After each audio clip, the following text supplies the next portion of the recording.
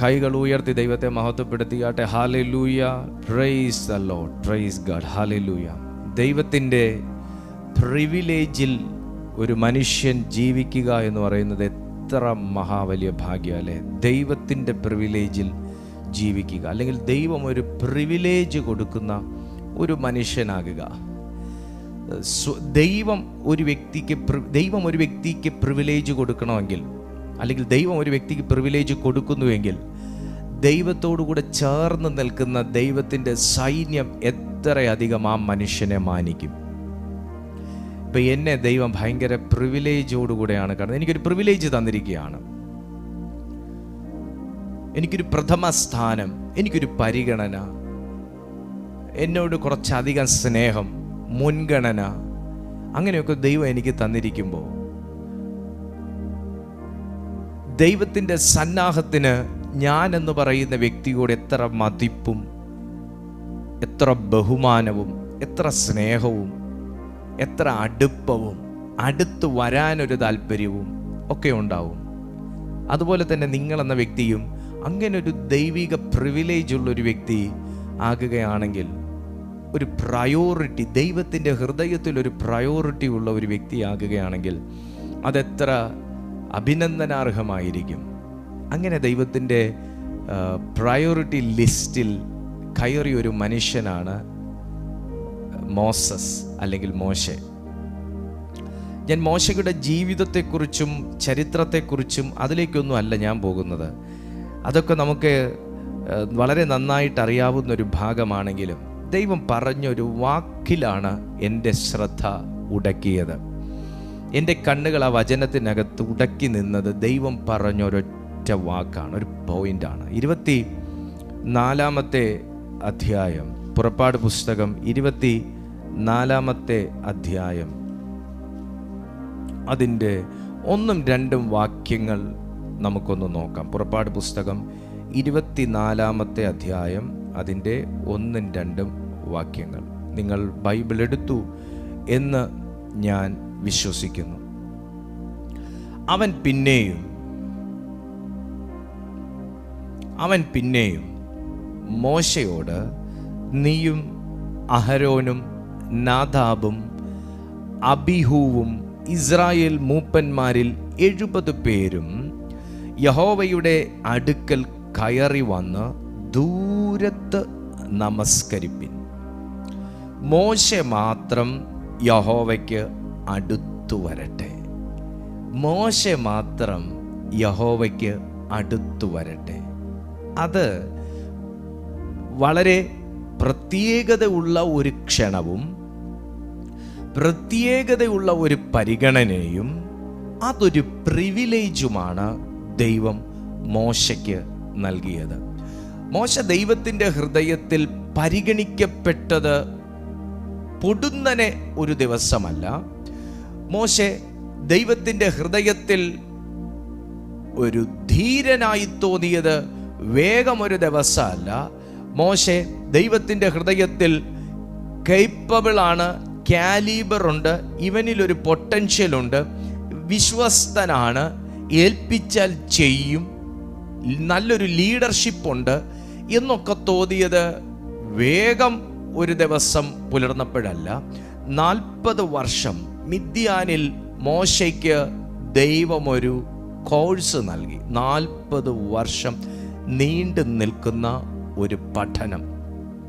എന്നെയും നിങ്ങളെയും ഒക്കെ ദൈവം പ്രയോറിറ്റൈസ് ചെയ്യുന്നതിൻ്റെ പിന്നിൽ, അല്ലെങ്കിൽ പരിഗണിക്കുന്നതിൻ്റെ പിന്നിൽ, ചിലതൊക്കെ ഏൽപ്പിക്കുന്നതിൻ്റെ പിന്നിൽ നമ്മൾ കണക്ക് കൂട്ടാത്ത വർഷങ്ങൾ ദൈവത്തിൻ്റെ പുസ്തകത്തിനകത്ത് രേഖപ്പെടുത്തി വെച്ചതുകൊണ്ടാണ്. നമ്മൾ മറന്നുപോയ ഒരുപാട് ചരിത്രങ്ങളും കാലങ്ങളും സമയങ്ങളും സംഭവങ്ങളും ഒക്കെ ഉണ്ട്.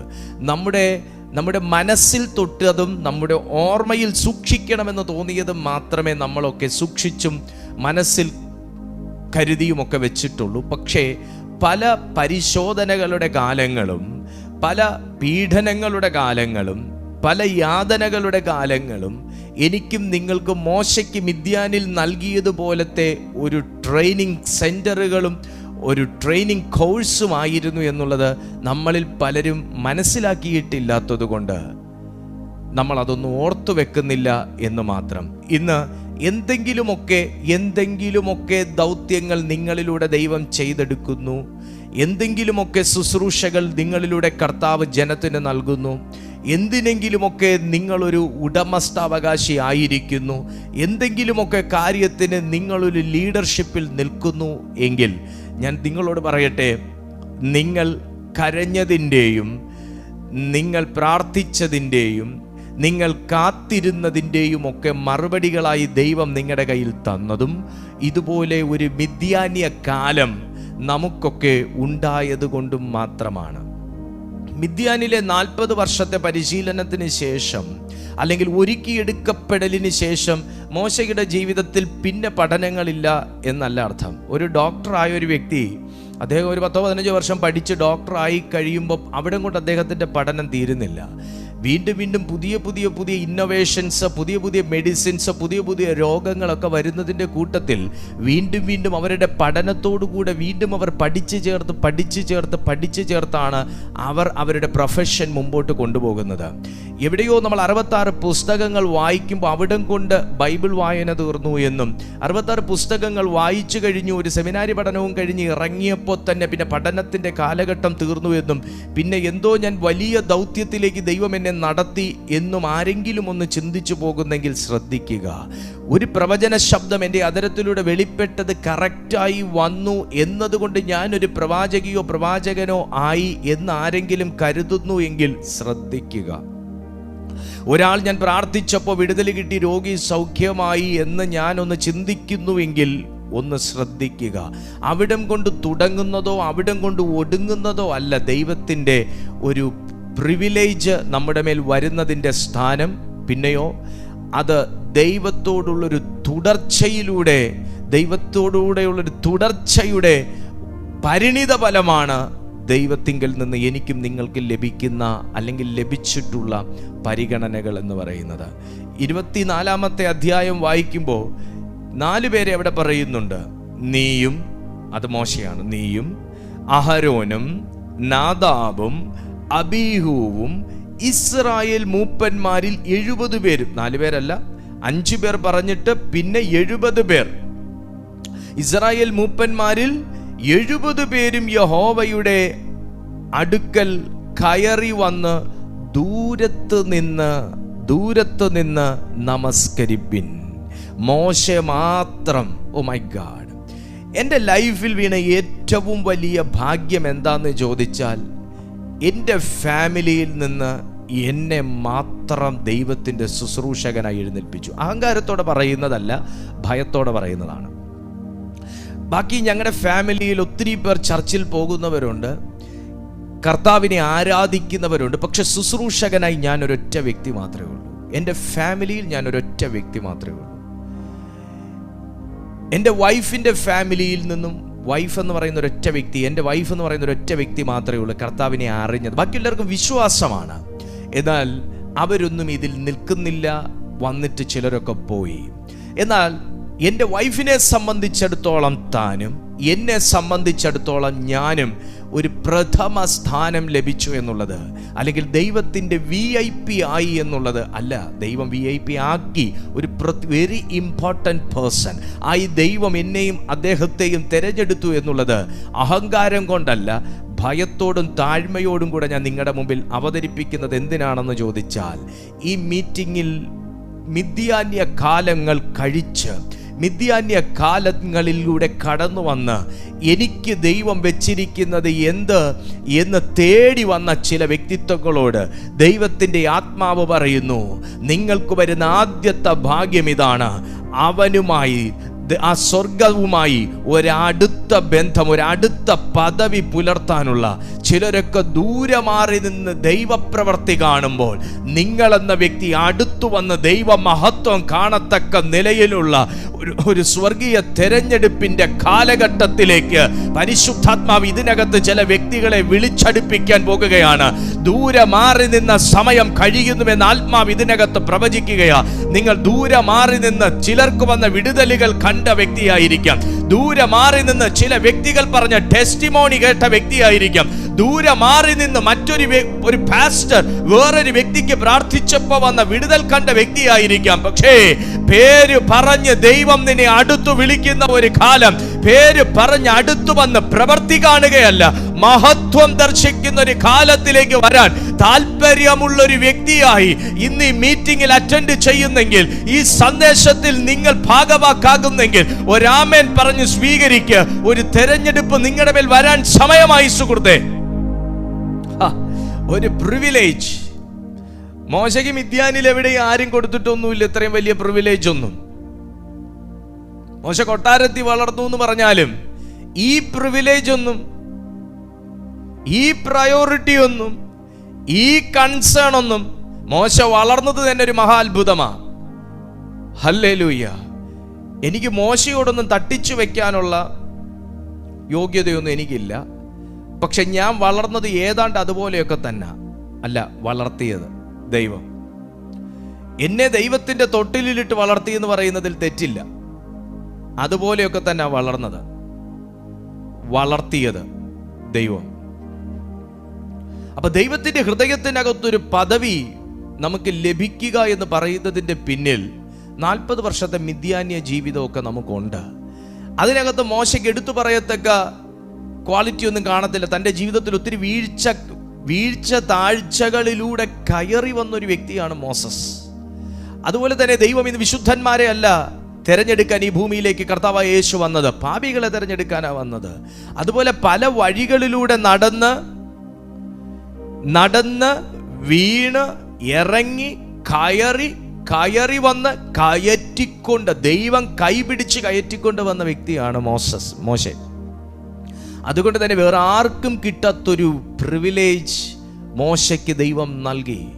അദ്ദേഹത്തിൻ്റെ ട്രെയിനിങ് പീരീഡ് കഴിഞ്ഞ് ദൈവത്തിൻ്റെ പർവ്വതത്തിൽ അടുത്ത് വന്ന് ദൈവവുമായി ഒരാശയവിനിമയം നടത്തിയതിന് ശേഷം മോശയുടെ റേഞ്ച് കർത്താവിൻ്റെ ആത്മാവ് മാറ്റിയതുപോലെ ഒരുപാട് താഴ്ച വീഴ്ചകൾക്കകത്തുകൂടെ, ഒരുപാട് പട്ടിണി പരിവട്ടങ്ങൾക്കകത്തുകൂടെ, ഒരുപാട് നിയമ നടപടികൾക്കകത്തുകൂടെ, ഒരുപാട് തളർച്ചകളിലൂടെ, ഒരുപാട് വിളർച്ചകളിലൂടെ, മടുപ്പിലൂടെ, അസ്വസ്ഥതകളിലൂടെ, രോഗ ദുഃഖ ദുരിത കഷ്ട മരണ നഷ്ടങ്ങളിലൂടെ കയറി ഇറങ്ങി വന്ന നിങ്ങളോട് ദൈവത്തിൻ്റെ ആത്മാവ് പറയുന്നു, ഒരു പ്രഥമ പരിഗണന നിങ്ങൾക്ക് ലഭിക്കാൻ പോകുന്ന ഒരു നാളാണിത്. ഒരു പ്രഥമ പരിഗണന, ദൈവത്തിങ്കൽ നിന്നൊരു പ്രഥമ പരിഗണന. മറ്റുള്ളവർ മാറി നിന്ന് നോക്കി നിൽക്കെ നിന്റെ പേര് ദൈവം വിളിക്കുന്ന ഒരു കാലം പരിശുദ്ധാത്മാവ് കൊണ്ടുവരികയാണ് സുഹൃത്തെ. ഹല്ലേലൂയ. നിങ്ങൾ ഓർത്തു നോക്കിക്കേ, ഇത്രയും ഇസ്രായേൽ മൂപ്പന്മാരിൽ 70 പേർ, നാദാബ്, അബിഹൂവ്, അഹരോൻ നോക്കി നിൽക്കെ മോശെ നീ എൻ്റെ അടുത്ത് വാ എന്ന് വിളിക്കുന്നതൊരു ദൂതനല്ല, ദൈവമാ.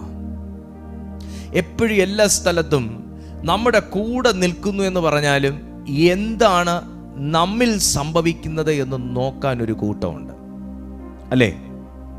എപ്പോഴും നമ്മുടെ കൂടെ നമ്മുടെ ചങ്കും കരളുമായിട്ടൊക്കെ നിൽക്കുന്ന വ്യക്തിയാണെങ്കിലും നമ്മളെ സെപ്പറേറ്റ് ചെയ്ത് നിർത്തും, അല്ലെങ്കിൽ നമ്മളൊരു വ്യത്യസ്തനായിട്ട് നിർത്തുമ്പോൾ കൂർപ്പിച്ചു നോക്കുന്ന ചില കണ്ണുകളുണ്ട്. ഞാൻ ഇങ്ങനെ കരുതുകയാണ്, മോശ മാത്രം യഹോവയുടെ അടുക്കൽ വരട്ടെ എന്ന് വിളിച്ചപ്പോൾ ഇവർ കൂർപ്പിച്ചു നോക്കി കാണത്തില്ലേ, തുറിച്ച് നോക്കി കാണത്തില്ലേ?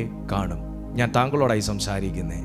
അതുപോലെ എന്ത് സംഭവിക്കുന്നു എന്ന് നോക്കി നിൽക്കുന്നവരുടെ മുമ്പിൽ ദൈവം പ്രത്യേക പരിഗണന തന്ന് വിളിച്ചടിപ്പിച്ച് ദൈവത്തിൻ്റെ നാമം മഹത്വപ്പെടുത്തുന്ന നിലയിൽ നിങ്ങളെയും കുടുംബത്തെയും ദൈവം സെലക്ട് ചെയ്യത്തില്ലെന്ന് ആർക്ക് പറയാൻ പറ്റും? നിങ്ങളെയും കുടുംബത്തെയും ദൈവം സെലക്ട് ചെയ്യും. നിങ്ങളെയും കുടുംബത്തെയും ദൈവത്തിൻ്റെ പ്രിവിലേജ് ലിസ്റ്റിൽ ദൈവം കയറ്റാൻ പോകുക. നിങ്ങളെയും കുടുംബത്തെയും ദൈവം പ്രിവിലേജ് ലിസ്റ്റിൽ കയറ്റുക എന്ന് പറഞ്ഞു കഴിഞ്ഞാൽ തൻ്റെ ഹൃദയത്തിൽ കയറ്റുക എന്നാണ് കേട്ടോ അതിൻ്റെ അർത്ഥം. ദാവീദ് എന്ന് പറയുന്ന മനുഷ്യനെ അഭിഷേകം ചെയ്യുന്നതിന് മുന്നേ വേറെ കുറേ പേരെ പിടിച്ച് നിരത്തി നിർത്തി തൻ്റെ സഹോദരങ്ങളെ, പിന്നെ ഇതുപോലെ തന്നെ പ്രയോറിറ്റി ലിസ്റ്റിലോ വെയിറ്റിംഗ് ലിസ്റ്റിലുള്ളവരെ ഒക്കെ നിരത്തി നിർത്തിയായിരുന്നു. പക്ഷേ ദാവീദ് കയറി വാ എന്ന് ദൈവം പറഞ്ഞതിന് ശേഷമേ അവിടെ അഭിഷേകം നടന്നു.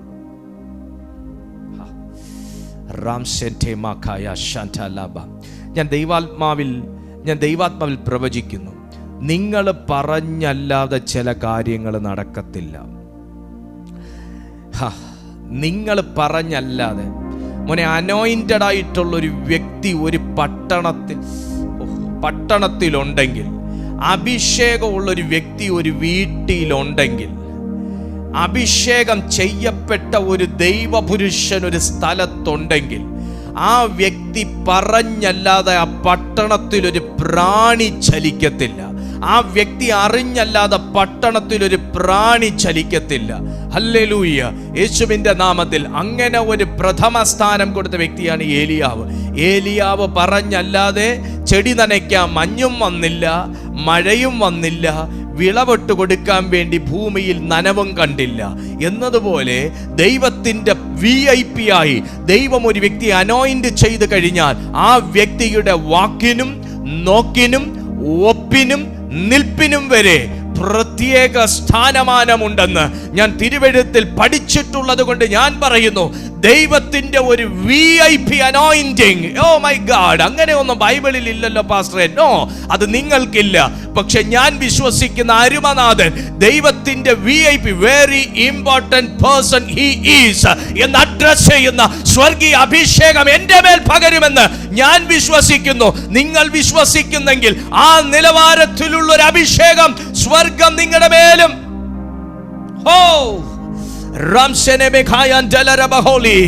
അങ്ങനെ ഒരു VIP അനോയിന്റിംഗ് വീണിട്ടില്ലെങ്കിൽ ദീപു കൃഷ്ണ ഈ മൈക്കും പിടിച്ച് നിങ്ങളുടെ മുമ്പിൽ ഇരിക്കുകയില്ല. അങ്ങനെ ഒരു VIP അനോയിന്റിംഗ് ഇല്ലെങ്കിൽ ഇങ്ങനൊരു പ്ലാറ്റ്ഫോമോ ഇങ്ങനൊരു ചാനലോ കേരളക്കര കാണുകയില്ല. അങ്ങനെ ഒരു അനോയിന്റിംഗിൽ ഞാൻ വിശ്വസിക്കുന്നു. മോശേ, നീ മാത്രം യഹോവയുടെ അടുക്കൽ കയറി വരിക, അടുത്തു വരിക. അടുത്തു വരുന്നവന്റെ മേൽ നിൽക്കുന്ന ഒരു പ്രത്യേക റേഡിയൻസ് ഉണ്ട്, ഒരു പ്രത്യേക പ്രഭയുണ്ട്. അടുത്തു വരുന്നവന്റെ മേൽ വ്യാപരിക്കുന്ന ഒരു ദൈവശക്തിയിൽ ഞാൻ വിശ്വസിക്കുന്നു. അകന്നു നിന്ന് ഇന്ന് വന്ന കഷ്ടം ഇന്ന് ഈ മണ്ണിൽ നിന്ന് മാറാൻ ഞാൻ എന്തോ ചെയ്യണം, ദൈവം എന്തുവാ പറയുന്നേ എന്ന് അകന്നു നിന്ന് കേൾക്കുന്നവരല്ല, അടുത്തു വന്ന് ദൈവമഹത്വം കാണുന്നവരെയാണ് എനിക്കിന്ന് വേണ്ടത്. ഇന്നുകൊണ്ട് അങ്ങനത്തെ ആൾക്കാർ ദൈവം എന്തുവാ പറയുന്നതെന്നൊന്ന് പ്രാർത്ഥിച്ചു പറയാമോ എന്ന് ചോദിക്കുന്നവർ. ദൈവം പറയുന്നു ദൂരെ നിന്ന് കാണാതെ അടുത്ത് വന്ന് കാണാൻ. യോഹന്നാന്റെ ശിഷ്യന്മാര് വന്നിട്ട് യേശുവിന്റെ പുറകെ വന്നിട്ട് ചോദിച്ചു, റബി സുഖമാണോ? സുഖ. ചായ കുടിച്ചോ? കുടിച്ചു. അല്ല, എവിടെ താമസിക്കുന്നേ? വന്ന് കാൺമീൻ, വന്ന് കാൺമീൻ, വന്ന് കാൺമീൻ. ഫോണിൽ കൂടെ വിളിച്ചു ചോദിക്കുന്നതിനേക്കാൾ നല്ലത് വന്ന് കാൺമീൻ. വീട്ടിൽ വന്ന് കാണാനല്ല ഞാൻ പറഞ്ഞ കർത്താവിന്റെ മഹത്വത്തിൽ വന്ന് കാൺമീൻ. മഹത്വം വന്ന് കാൺമീൻ. ദൈവം എന്തു പറയുന്നു എന്ന് കേട്ടാൽ മാത്രം മതിയോ? നിങ്ങൾക്ക് ദൈവത്തിന്റെ ശബ്ദം കേൾക്കണ്ടേ? ഞാൻ അങ്ങനെ ടീച്ച് ചെയ്യുന്ന ഒരു വ്യക്തിയാട്ടോ. നിങ്ങൾക്ക് ദൈവത്തിന്റെ ശബ്ദം കേൾക്കണ്ടേ? ദൈവത്തിന്റെ ശബ്ദം ഒരു കാലം വരെ മോശ ഉണ്ടായിരുന്നു ഇസ്രായേൽ ജനത്തിന് ദൈവത്തിന്റെ ശബ്ദം അരുളി കൊടുക്കാൻ, അരുളപ്പാട് അറിയിക്കാൻ. മോശ അത് വേണമായിരുന്നു. പക്ഷെ എല്ലാ കാലവും മോശയെ നിർത്താനൊക്കത്തില്ല. പിന്നെ യേശു വന്നു. യേശു വന്നിട്ട് പിന്നെ ഈ മോശ എന്ന ഇന്റർമീഡിയറ്റിനെ മെല്ലെ അങ്ങോട്ട് മാറ്റി യേശു എന്ന വ്യക്തിയിലൂടെ ആ രക്തത്തിലൂടെ ഡയറക്റ്റ് കണക്ഷൻ തന്നു. ഇപ്പോഴും നമ്മൾ മോശയുടെ ഫോൺ എടുത്ത് വെച്ച് വിളിക്കുകയാണ്, മോശയിലൂടെ ഒരു അരുളപ്പാട് തരാവോ? ഞാൻ എവിടെ കയറി സംസാരിക്കുന്നതെന്ന് മനസ്സിലാവുന്നുണ്ടോ? ഞാൻ ആർക്ക് വേണ്ടിയാ സംസാരിക്കുന്നത് മനസ്സിലാവുന്നുണ്ടോ? ഞാൻ നമുക്ക് വേണ്ടിയാ സംസാരിക്കുന്നത്. ഞാൻ നമുക്ക് വേണ്ടിയാ സംസാരിക്കുന്നത്. ഹല്ലേലൂയ. മോശെ, നീ മാത്രം അടുത്ത് വാ. സഹോദര സഹോദരി, നിങ്ങളെ മാത്രം ദൈവം വിളിച്ചത് എന്തിനാ? പലരും ഉണ്ടല്ലോ, കാഴ്ച കാണാൻ പലരും നിൽക്കുക. അവിടെ ദൈവ പ്രവൃത്തിയെ കാണാൻ പറ്റത്തുള്ളൂ. ഈ ദൂരെ നിൽക്കുന്ന ഇസ്രായേലിലെ 70 മൂപ്പന്മാർ, അബീദാം, നാദാബ്, അബിഹൂവ്, ഇവർക്കൊക്കെ ദൈവത്തിന്റെ പ്രവൃത്തി കാണാം. ആ പ്രവൃത്തി ഇപ്പൊ മോശ എന്ന് പറയുമ്പോൾ കേൾക്കുകയും ചെയ്യാം. പക്ഷെ മോശ എന്ന് പറയുന്ന വ്യക്തിയുടെ എക്സ്പീരിയൻസ് ഭയങ്കരമാണ്. ഞാൻ ചോദിക്കട്ടെ, നമ്മുടെ എക്സ്പീരിയൻസിന് അനുസരിച്ചിട്ടുള്ള ഒരു സ്നേഹമാണോ നമുക്ക് ദൈവത്തോടുള്ളത്? എനിക്കറിയാം നിങ്ങൾക്ക് അങ്ങനത്തെ ഒരു സ്നേഹം തന്നെ ആയിരിക്കും. എന്നാൽ അങ്ങനെ അല്ല പാസ്റ്ററെ, അങ്ങനെ ആയിരുന്നു ഒരു കാലം, എന്നാൽ ഇപ്പം അങ്ങനെ അല്ല എന്നാരേലും പറയുന്നുണ്ടെങ്കിൽ ഞാൻ നിങ്ങളെ ഒന്ന് ഞാൻ നിങ്ങളെ ഞാൻ ഒന്ന് തിരുത്താൻ ആഗ്രഹിക്കുകയാണ്. അങ്ങനത്തെ എക്സ്പീരിയൻസ് നിങ്ങൾക്കുണ്ടെങ്കിൽ നിങ്ങളുടെ സ്നേഹം മാറ്റണം. ഹല്ലേലൂയ. മോശ ദൈവത്തോട് എന്ത് കാര്യം വന്നാലും പോയി മോശ ഇപ്പൊ ഈ പുരുഷന്മാർ കരയുക എന്ന് പറയുന്നത് എന്തോ ഒരു അയ്യേ ഇച്ചിയാണ് അല്ലേ? പൊതുവെ അങ്ങനെയാണ്, അയ്യേ ഇച്ചി, പുരുഷൻ കരയുന്നു. എന്നാ മോശയുടെ മുഖത്തേക്ക് നിങ്ങൾ നോക്കിക്കേ, എന്ത് വിഷമം വന്നാലും കൈ ഇരിക്കുന്ന വടി എവിടെയെങ്കിലും വെച്ചിട്ട് നേരെ പോയി കവിണ്ണ് വീണ് കരയും ദൈവത്തിന്റെ മുമ്പിൽ. അയ്യേ ഇച്ചി പറയുന്നവൻ അവിടെ എല്ലാ കാലവും ഇച്ചി പറഞ്ഞുകൊണ്ടിരിക്കുമ്പം മോശ എന്ന് പറയുന്ന മനുഷ്യൻ കരഞ്ഞിട്ട് ഇറങ്ങി വരുന്നത് മറുപടിയും കൊണ്ടാണ്. ഞാൻ ആത്മാവിൽ ഒരു ദൂത് കൈമാറുകയാണ്. അങ്ങനെ ദൈവസന്നിധിയിൽ പോയി കവിണ്ണ് വീണ് കിടന്ന് കരയുന്നത് നിനക്ക് ഈ പട്ടി മോങ്ങുന്ന പോലെ മോങ്ങാൻ നാണമില്ലെന്ന് പറഞ്ഞവർ വരെ ഇതിനകത്തുണ്ടാവും. അങ്ങനെ കേട്ടവർ ഇതിനകത്തുണ്ടാവും. നിനക്ക് ഈ പട്ടി മോങ്ങുന്നത് പോലെ കിടന്ന് മോങ്ങിയിട്ട് എന്തോ നേടി എന്നൊക്കെ നിങ്ങളുടെ കാതുകയൊക്കെ പറഞ്ഞവർ, അല്ല നീ ഇങ്ങനെ കിടന്ന് നിലവിളിച്ചിട്ട് എന്തോ ഉണ്ടായി എന്ന് ചോദിച്ചവർ നിങ്ങളുടെ വീട്ടിൽ ഇപ്പോഴും ജീവിച്ചിരിപ്പുണ്ടാവും, നിങ്ങളുടെ പട്ടണത്തിൽ ഇപ്പോഴും ഉണ്ടാവും. പക്ഷെ ഞാൻ നിങ്ങളോട് പറയട്ടെ, അങ്ങനെ കിടന്ന് കരഞ്ഞിട്ട് തിരിച്ചു വന്ന മനുഷ്യൻ വെറുതെ ഇറങ്ങി വന്നില്ല, മറുപടിയും കൊണ്ടായി ഇറങ്ങി വന്നേ. ഇന്ന് കരയുന്ന ചില അമ്മമാരെ, കരയുന്ന ചില മാതാപിതാക്കന്മാരെ, കരയുന്ന സഹോദരന്മാരെ, ശുശ്രൂഷകന്മാരെ ഞാൻ നിങ്ങളെ നോക്കി പറയുകയാണ്, ചില വേദനകളൊക്കെ വരുമ്പോ മുറിയടച്ചിരുന്ന് ദൈവസന്നിധിയിൽ നാട്ടുകാർ പറയുന്ന പോലെ, അല്ലെങ്കിൽ ദൈവവിരോധി പറയുന്നത് പോലെ, പട്ടി മോങ്ങുന്ന പോലെ എന്ന് പറയത്തില്ലേ, അതുപോലെ കിടന്ന് മോങ്ങിയച്ച് നമ്മൾ ഇറങ്ങിയതൊക്കെ മറുപടിയും കൊണ്ടാണെന്ന് അവരെ ദൈവം അറിയിച്ചിട്ടില്ല എന്നേ ഉള്ളൂ.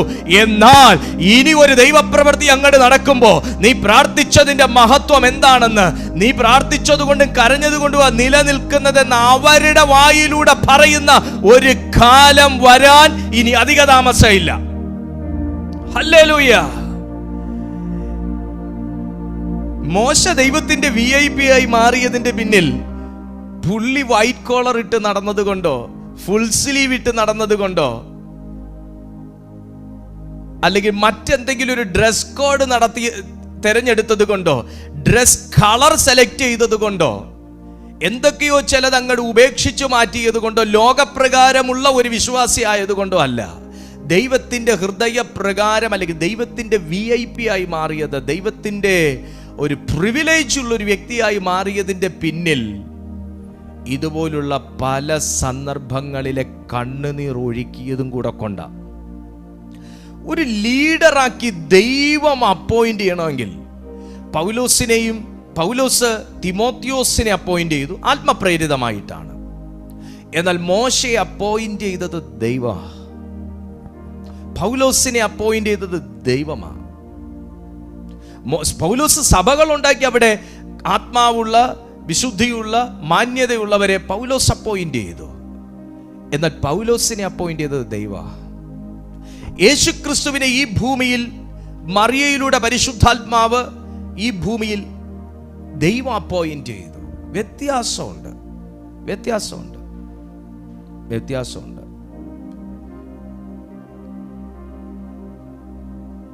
ഏലിയാവിലൂടെ ഒരു ഏലീശ ജനിച്ചു.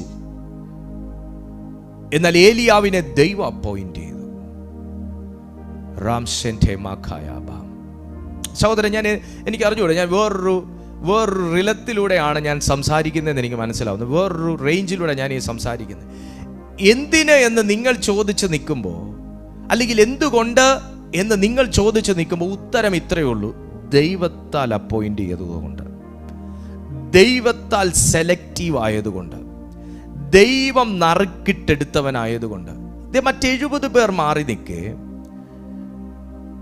അഹരോൻ മാറി നിൽക്കേ, നാദാബ് മാറി നിൽക്കേ, അബീഹൂവ് മാറി നിൽക്കേ, മോശ എന്ന് പറയുന്ന വ്യക്തി വേർതിരിഞ്ഞ് മാറി ദൈവത്തോട് ചേർന്ന് നിൽക്കണമെങ്കിൽ അത് ദൈവത്തിൻ്റെ ഒരു പ്രിവിലേജ് ഉള്ളത് കൊണ്ടാണ്. സുഹൃത്തെ, വസ്തുവക കാണത്തില്ല, ബ്രാൻഡഡ് ആയിട്ടുള്ള ലക്ഷറി കാറ് കാണത്തില്ല, 6 അക്ക ശമ്പളം കാണത്തില്ല, തലയിലെടുത്തോണ്ട് നടക്കാൻ ആരവാരവും പരിചാരകരും കാണത്തില്ല, പ്രത്യേകിച്ച് അങ്ങനെ ഒരു പ്രശസ്തിയുള്ള ആളായിരിക്കത്തില്ല. പക്ഷേ നിങ്ങൾ തിരിച്ചറിയുക, ദൈവത്തിൻ്റെ പ്രിവിലേജ് ഉള്ളൊരു മനുഷ്യനാണ് നിങ്ങളെങ്കിൽ, ദൈവത്തിൻ്റെ പ്രിവിലേജ് ഉള്ളൊരു സഹോദരിയാണ് നിങ്ങളെങ്കിൽ, ദൈവത്തിൻ്റെ പ്രിവിലേജ് ഉള്ളൊരു സഹോദരനാണ് നിങ്ങളെങ്കിൽ, ദൈവത്തിൻ്റെ പ്രിവിലേജ് ഉള്ളൊരു ശുശ്രൂഷകനാണ് താങ്കളെങ്കിൽ, നിങ്ങളെന്ന വ്യക്തി ദൈവപ്രവൃത്തി കാണാൻ മാത്രമുള്ളൊരു വ്യക്തിയല്ല, ദൈവ മഹത്വത്തിൽ ജീവിക്കാനും മഹത്വം കാണാനും മഹത്വത്തിലൂടെ പ്രവർത്തിക്കാനുമുള്ളൊരു വ്യക്തിയാണ്. അങ്ങനെ കരഞ്ഞിട്ട് എഴുന്നേറ്റ് വന്നപ്പോഴാണ് നീ പാറയോട് കൽപ്പിക്കാൻ മോശയോട് പറഞ്ഞു. കേട്ടോ, അകത്ത് കയറി പ്രാർത്ഥിച്ചിട്ട് പുറത്തു വരുമ്പോൾ മറുപടിയാ. ദൈവത്തിൻ്റെ പ്രിവിലേജിൻ്റെ പ്രത്യേകത അതാ. ദൈവത്തിൻ്റെ അഭിഷേകത്തിൻ്റെ, ഞാൻ അഭിഷേകത്തിൽ പല തലങ്ങളുണ്ട്, ഞാൻ അതിലോട്ടൊന്നും ഇപ്പം കയറുന്നില്ല, കയറിയാൽ എൻ്റെ ടോപ്പിക്ക് മാറും. ദൈവത്തിൻ്റെ പ്രിവിലേജിനകത്ത് കയറിക്കഴിഞ്ഞാൽ ഉള്ള പ്രത്യേകത അതാ. അകത്ത് കയറി കരഞ്ഞ് പിന്നെയും ഇറങ്ങി, പിന്നെയും കയറി കരഞ്ഞ് പിന്നെയും ഇറങ്ങി, പിന്നെയും കയറി കരഞ്ഞ് പിന്നെയും ഇറങ്ങി, അങ്ങനെ ഒരു വർഷം അങ്ങോട്ട് പോയി. പിന്നെ ഒരു പുതുവർഷ ദൂത് കേട്ട് പിന്നെയും കയറി കരഞ്ഞ്. No no no no no. അഭിഷേകത്തിൻ്റെ പ്രത്യേകത, ദൈവത്തിൻ്റെ പ്രിവിലേജിൽ കയറുന്നതിൻ്റെ പ്രത്യേകത, ദൈവത്തിൻ്റെ കൺസേൺ ഉള്ള ഒരു മനുഷ്യനായി മാറുന്നതിൻ്റെ, ദൈവത്തിൻ്റെ പ്രൊവിഷനുള്ള ഒരു മനുഷ്യനായി മാറുന്നതിൻ്റെ പ്രത്യേകത. മോനെ, നീ അകത്ത് കയറി കരഞ്ഞിട്ട് പുറത്തിറങ്ങുന്നത് മറുപടിയും കൊണ്ടായിരിക്കും, യേശുവിൻ്റെ നാമത്തിൽ. അങ്ങനൊരു ദൈവ മറുപടി മാത്രമേ ഇനി എനിക്ക് പ്രതീക്ഷയുള്ളൂ എന്ന് ചിന്തിച്ചിരിക്കുന്ന പ്രിയപ്പെട്ട അമ്മയോട്, പ്രിയപ്പെട്ട സഹോദരി സഹോദരനോട് ദൈവത്തിൻ്റെ ആത്മാവാണ് ഇത് അറിയിക്കുന്നത്. നീ അകത്ത് കയറി കരയുന്ന ഈ സീസണിൽ, നീ ഉപവസിച്ച് പ്രാർത്ഥിച്ചുകൊണ്ടൊരു മറുപടിക്ക് വേണ്ടി ചോദിച്ചു കൊണ്ടിരിക്കുന്ന ഈ സീസണിൽ ദൈവാത്മാവ് പറയുന്നു, ഈ കണ്ട ജനത്തിന്റെ മുമ്പിൽ ഞാൻ എങ്ങനെ എന്റെ മാനം പിടിക്കും കർത്താവേ? ഞാൻ പറഞ്ഞത് എന്റെ മനുഷ്യബുദ്ധിയിലല്ല, ഞാൻ പറഞ്ഞത് ദൈവത്തിന്റെ അരുളപ്പാടാണ്. ഈ ജനത്തെ ഞാൻ എങ്ങനെ ബോധിപ്പിക്കും കർത്താവേ?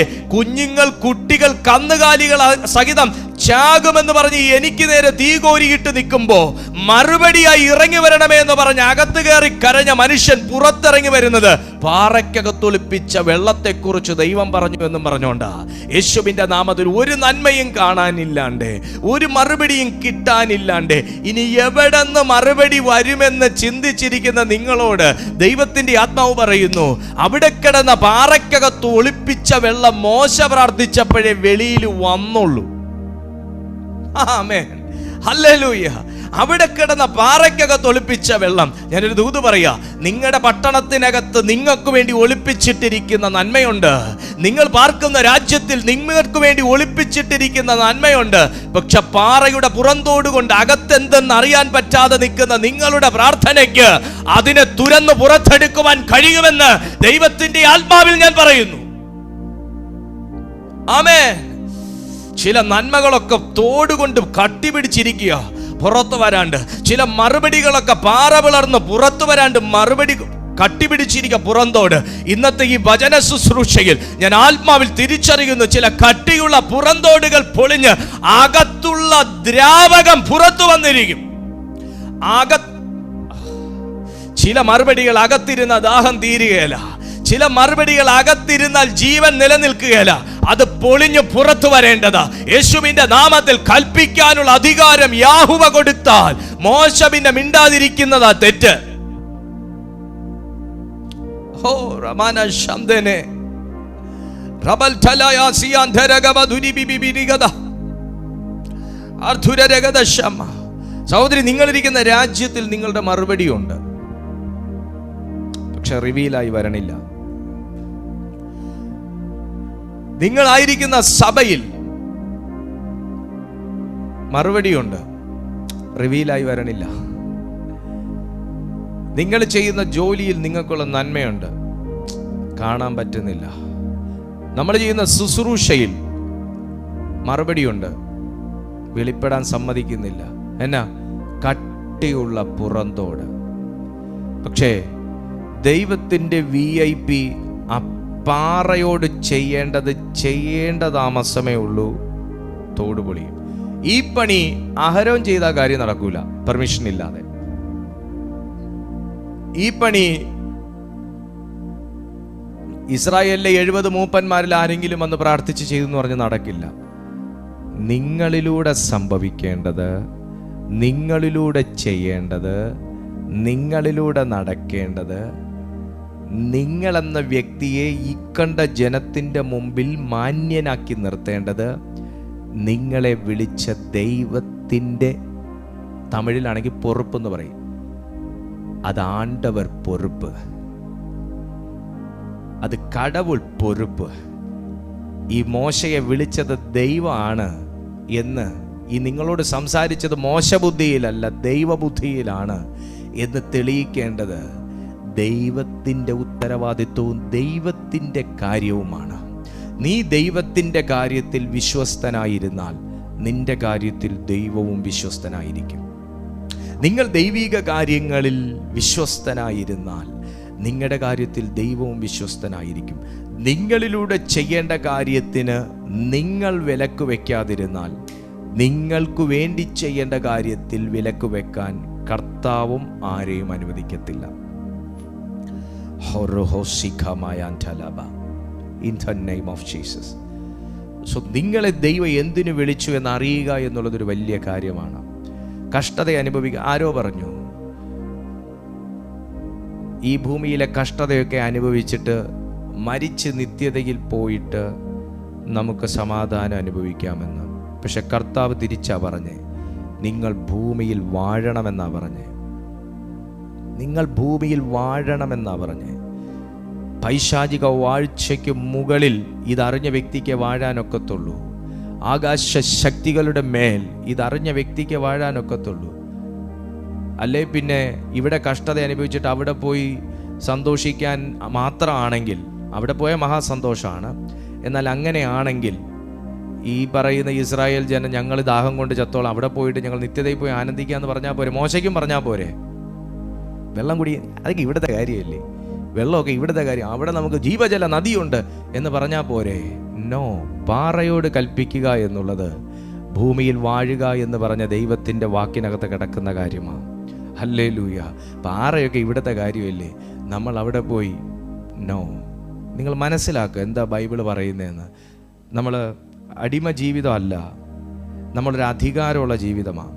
അടിമ ജീവിതമല്ല, അധികാരമുള്ള ജീവിതമാണ് നമ്മുടെ ജീവിതം. ദൈവത്തിൻ്റെ ജീവിതം. യേശുവിനെ നിങ്ങൾ എപ്പോഴെങ്കിലും അടിമയായ വ്യക്തിയായി കണ്ടിട്ടുണ്ടോ? ഇല്ല.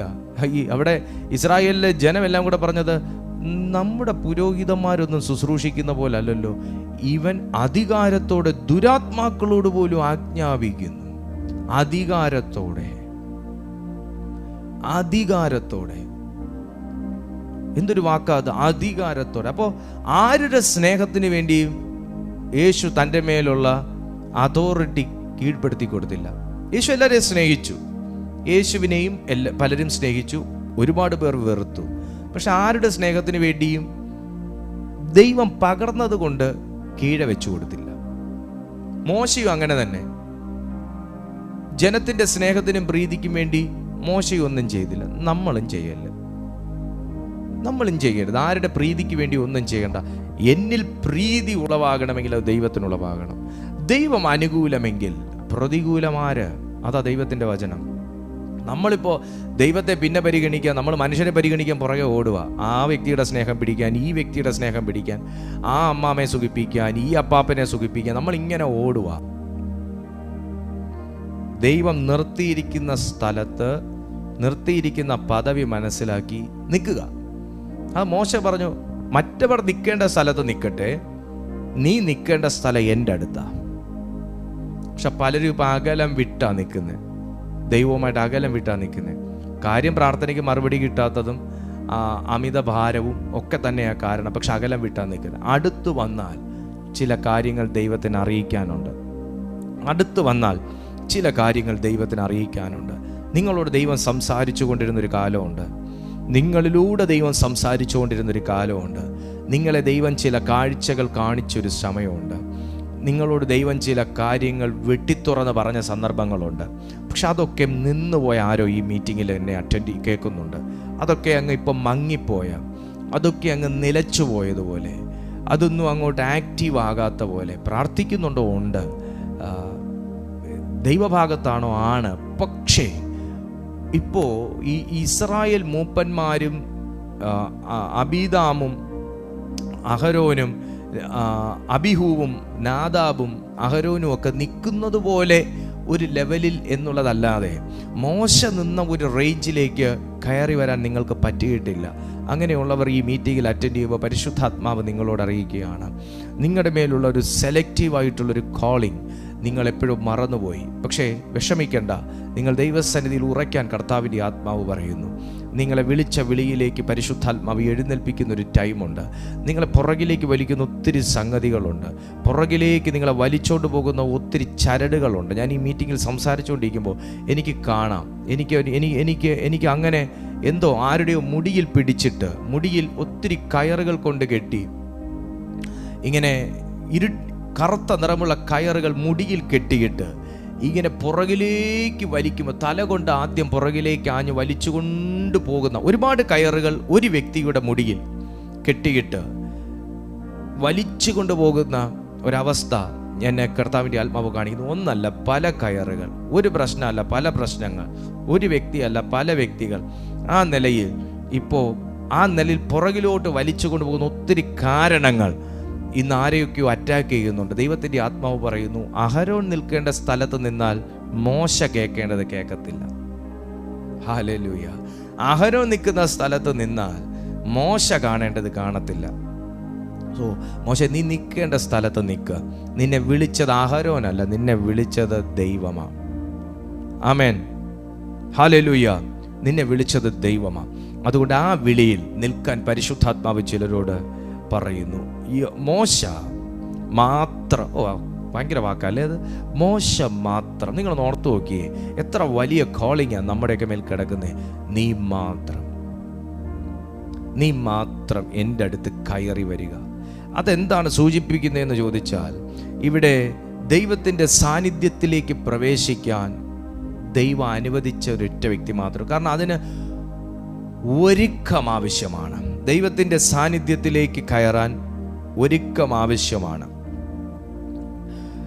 പുറപ്പാട് പുസ്തകം 19-ാമത്തെ അധ്യായം അതിൻ്റെ 12 മുതലുള്ള വാക്യം, 12-13 വാക്യങ്ങൾ വായിക്കുമ്പോൾ, പുറപ്പാട് പുസ്തകം 19-ാമത്തെ അധ്യായം അതിൻ്റെ 12-13 വാക്യങ്ങൾ വായിക്കുമ്പോൾ ഇങ്ങനെ കാണാം. പർവ്വതത്തിൽ 3-ാം ദിവസം യഹോവ സകല ജനവും കാണുകയും സീനായി പർവ്വതത്തിൽ ഇറങ്ങും. ജനം പർവ്വതത്തിൽ കയറാതെയും അതിൻ്റെ അടിവാരം തൊടാതെയും ഇരിപ്പാൻ സൂക്ഷിക്കണമെന്ന് പറഞ്ഞു. നീ അവർക്കായി ചുറ്റും അതിർത്തിരിക്കണം. പർവ്വതം തൊടുന്നവനെല്ലാം മരണശിക്ഷ അനുഭവിക്കും എന്ന് പറഞ്ഞതിന് മുൻപേ കർത്താവ് പറയുന്നു, നോക്കിക്കേ. പിന്നെ യഹോവ മോശയോട് കൽപ്പിച്ചത്, നീ ജനത്തിൻ്റെ അടുക്കൽ ചെന്ന് ഇന്നും നാളെയും അവരെ ശുദ്ധീകരിക്കുക. അവർ വസ്ത്രം അലക്കി 3-ാം ദിവസത്തേക്ക് ഒരുങ്ങിയിരിക്കട്ടെ. മോശയോടും കർത്താവ് പറഞ്ഞു, നീ ഒരുങ്ങി എൻ്റെ അടുത്ത് വരണം. ദൈവ സാന്നിധ്യം അല്ലെങ്കിൽ ദൈവ ശബ്ദം കേൾക്കാൻ 3 ദിവസം ജനത്തിന് ഒരുക്കവും ശുദ്ധീകരണവും വേണമെങ്കിൽ സാക്ഷാൽ ദൈവത്തിൻ്റെ അടുത്തേക്ക് കയറിപ്പോകുന്ന മോശയ്ക്ക് എത്രത്തോളം ശുദ്ധീകരണവും ഒരുക്കവും സമർപ്പണവും വേണം? ഞാൻ ചോദിക്കുന്ന ചോദ്യം, ഇസ്രായേൽ ജനത്തിൻ്റെ ഒരുക്കം മതിയോ മോശയ്ക്ക്? ഒത്തിരി വാഗ്ദത്തങ്ങൾ ദൈവം നിങ്ങളോട് തന്നിട്ടുണ്ട്, പറഞ്ഞിട്ടുണ്ട്. ആ വാഗ്ദത്തങ്ങളൊക്കെ സ്വീകരിക്കാൻ ഈ ഒരുക്കം മതിയോ എന്നാണ് ഈ വചനം നമ്മളോട് ചോദിക്കുന്നത്. നമ്മൾ പലതും കിട്ടിയില്ല എന്ന് പറയുന്നു. ഇപ്പൊ മോശ ദൈവത്തിന്റെ സന്നിധിയിൽ പോയി, ദൈവം ഇറങ്ങിയില്ല. സീനായി പർവ്വതത്തിൽ ഇറങ്ങൂ എന്ന് പറഞ്ഞ ദൈവം ഇറങ്ങിയില്ല. മോശ ദൈവം പറഞ്ഞതിൽ 1-2 കാര്യങ്ങളിൽ വിട്ടുവീഴ്ച ചെയ്താണ് ഒരുങ്ങി ദൈവസന്നിധിയിൽ എത്തിയത്. എന്നാൽ ദൈവം ഇറങ്ങിയില്ല എന്ന് പറയാനുള്ള അനുവാദമുണ്ടോ? ദൈവം ഇറങ്ങിയില്ല. അപ്പൊ മോശ പറയാ, ദൈവം എന്തോ പണിയാ കാണിച്ച്, ഞാൻ എത്ര ദിവസത്തെ ഒരുക്കമായിരുന്നു, ഇന്ന് ഇറങ്ങുമെന്നല്ലേ പറഞ്ഞേ, എത്ര നേരം കൊണ്ട് കാത്തിരിക്കുന്നു, വെയിൽ കൊണ്ട് മനുഷ്യന്റെ തല മുഴുവൻ കത്തി, എന്നിട്ട് ദൈവം ഇറങ്ങിയില്ല എന്ന് പറയാൻ മോശയ്ക്ക് കഴിവ് കിട്ടുമോ? അല്ലെങ്കിൽ അതിനുള്ള പ്രാഗൽഭ്യം ഉണ്ടാവുമോ? ഇല്ല. കാര്യം എന്നാ? ദൈവം പറഞ്ഞതിൽ 1-2 കാര്യങ്ങളിൽ വിട്ടുവീഴ്ച വരുത്തിയിട്ട് ബാക്കി എല്ലാ കാര്യങ്ങളും ഒക്കെ സെറ്റപ്പാക്കി ഒരുങ്ങി കൃത്യസമയം 5 മിനിറ്റ് മുന്നേ ദൈവത്തിൻ്റെ പർവ്വതമാകുന്ന സീനായിൽ എത്തുകയും ചെയ്തു എന്ന് പറഞ്ഞ് ദൈവം ഇറങ്ങുമോ? ഇല്ല. കാരണം ജനത്തിന് ഇത്ര ഒരുക്കമുണ്ട്. പക്ഷേ ദൈവത്തിൻ്റെ സന്നിധി നിൽക്കുന്ന പുരോഹിതന് ഒരുക്കമില്ലെങ്കിൽ, ഇന്ന് ദൈവം ചില പൗരോഹിത്യ സ്ഥാനത്ത് നിർത്തിയിരിക്കുമ്പോൾ, ഒരു പ്രഥമ സ്ഥാനം നിങ്ങൾക്ക് തന്നിരിക്കുമ്പോൾ, ഒരു പ്രഥമ ശുശ്രൂഷ നിങ്ങൾക്ക് തന്നിരിക്കുമ്പോൾ, ഒരു ദൗത്യം ദൈവം നിങ്ങളെ ഏൽപ്പിച്ചിരിക്കുമ്പോൾ, നമ്മളൊരു സാധാരണ വിശ്വാസിയുടെ മനോഭാവവും ഒരുക്കത്തിലുമാണ് നമ്മൾ നിൽക്കുന്നതെങ്കിൽ, അല്ല ദൈവം തന്നിരിക്കുന്ന വാഗ്ദത്തങ്ങൾക്ക് ഞാൻ ഇത്രയും ഒരുങ്ങിയാൽ മതിയോ എന്ന് ചിന്തിക്കേണ്ടതിന് പകരം ദൈവം പറഞ്ഞ എല്ലാ തയ്യാറെടുപ്പുകളും എന്നിലുണ്ട് എന്ന് ഉറപ്പ് വരുത്താതെ ദൈവം പറഞ്ഞ കാര്യം ചെയ്തില്ല എന്ന് പറയുന്നത് ന്യായമാണോ? ഹല്ലേലൂയ.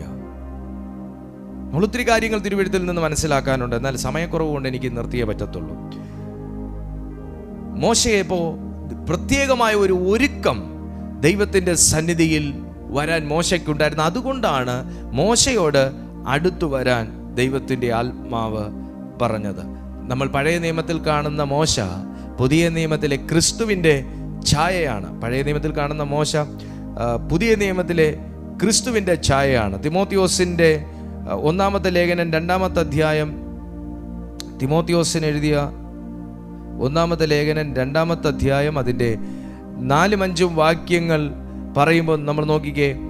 അവൻ സകല മനുഷ്യരും രക്ഷ പ്രാപിപ്പാനും സത്യത്തിൻ്റെ പരിജ്ഞാനത്തിൽ എത്തുവാനും ഇച്ഛിക്കുന്നു. ദൈവം ഒരുവനല്ലോ, ദൈവത്തിനും മനുഷ്യർക്കും മധ്യസ്ഥൻ ഒരുവൻ. പഴയ നിയമത്തിൽ മോശ എന്ന് പറയുന്നത് ദൈവത്തിനും മനുഷ്യർക്കും മധ്യസ്ഥനായി നിന്നൊരു മനുഷ്യനാണ്.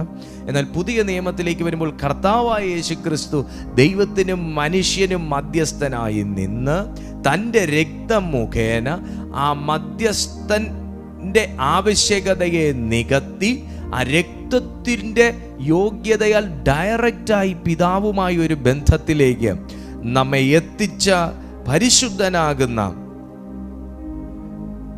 കർത്താവാകുന്നു നമ്മുടെ യേശു കർത്താവ്.